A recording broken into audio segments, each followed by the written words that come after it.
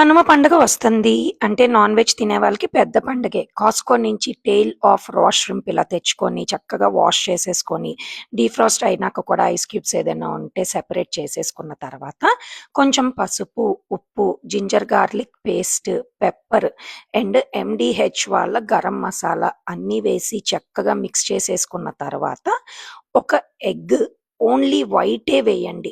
Yellow వేసామంటే deep frying టైంలోని నొరగలాగా వచ్చేస్తది. ఈ టిప్ నాకు ముందర తెలీదు. మా శ్రీరామ్ రెడ్డి చెప్పాడు మొన్న. కొత్తిమీర అండ్ జీడిపప్పు దండిగా వేశాడు.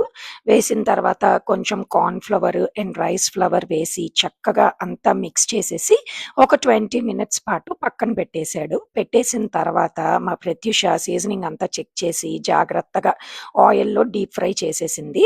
ఇదేమో సూపర్ హిట్ రెసిపీ అయిపోయింది. పిల్లలకైతే చాలా చాలా బాగా నచ్చిందనమాట. మీరు కూడా ట్రై చేసి ఎలా ఉందో చెప్పండి.